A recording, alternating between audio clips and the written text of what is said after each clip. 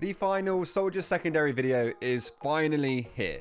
From this point onwards, this series is going to be changing a little bit, so every type of weapon, meaning the primary, secondary, and melee weapons, will all be covered in just one video from now on. Basically means instead of taking 20 videos or something like that to get through a class, we'll bang it out in 3, which is much better. There's still going to be the same amount of detail in all of the videos, but you just don't have to wait for me to cover a weapon you want to see for as long, because if I was doing it the old way, I wouldn't be finished the Pyro series until the end of this year, and I don't want to do that. If you're excited about this series and you want to see a bunch more stuff from me, click the subscribe button. A bunch of you who watch me every single day haven't actually clicked it yet, and I'd really appreciate it if you did. You can always unsub later if you want, because it's free, and everything else that Dream says at the start, whatever. Anyway, today we are talking about the panic attack, which is another weapon I actually really like. So the panic attack is just a replacement to the shotgun, which works a little bit differently. So first of all, the panic attack deploys 50% faster than the regular shotgun, which is really nice. However, it does 20% less damage than the stock shotgun, which sounds quite bad, but I always find it to be not too bad, or not as frustrating as I thought it would be at the start. I don't know if that's just me, but I feel like there's some benefits the panic attack has that makes it kind of negate that whole damage penalty. And one of those benefits is that unlike the stock shotgun, the panic attack shoots in a fixed bullet spread, that as you shoot more times without either reloading or waiting for your character to cock the weapon, it becomes way more inaccurate. So it starts off being fixed bullet spread, you know how big it's going to be, and the more you shoot, the more inaccurate it gets. So if you're shooting it at the right time and you're waiting between your shots, the damage that you're going to get is going to be way more consistent, and you'll actually understand the weapon way more than the shotgun, which has random bullet spread and can have its pellets go anywhere. Now obviously if you're point blank, this isn't going to matter too much since your opponent is right in your face, but as you do get a little bit further away, you might want to wait a little bit between your shots so the spread resets. Or don't, I'm not your dad.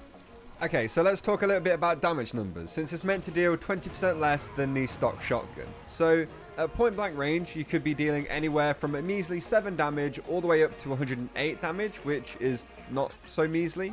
I don't think that's how you would say that, but oh well. At mid-range, you'll be dealing anywhere between 5 and 72 damage, and at long range, you'll be dealing 3 to 36 damage, which isn't awful, it's absolutely not awful, except when you only hit 1 pellet somehow, then yeah, that's pretty awful. I personally really enjoy using a panic attack, because on casual servers, it's basically just an upgraded shotgun, it feels like sometimes, since there's fixed spread, so no more shots just end up going kind of all over the place. They're way more consistent, and you can rely on the damage numbers way more than a stock shotgun. So that's quite nice, knowing that you're going to be doing a certain amount of damage from a certain distance away, and knowing that that will be the actual damage number you do. In terms of the items I use it with, I don't really change my rocket launcher ever. So most of the time I'm using the panic attack, I have the original or the regular rocket launcher equipped. And I'm also probably using the market gardener, which maybe wouldn't work as well as something like the escape plan. Maybe I'll try that from now on.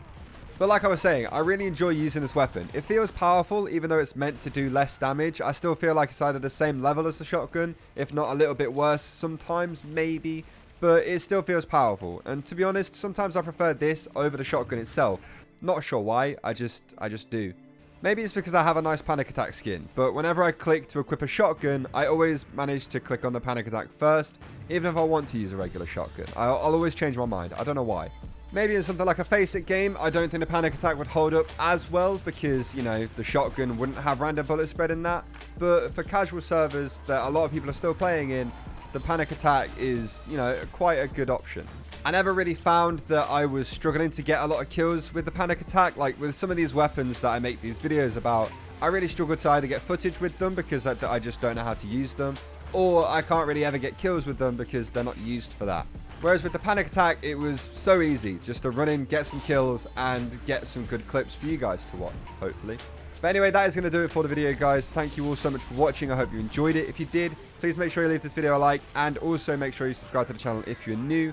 Also, I'm going to be streaming a lot of Face It over the next week over on Twitch, so go follow me there if you haven't already and you're interested to see what Face It is actually like, because you lot might not all have access to it yet.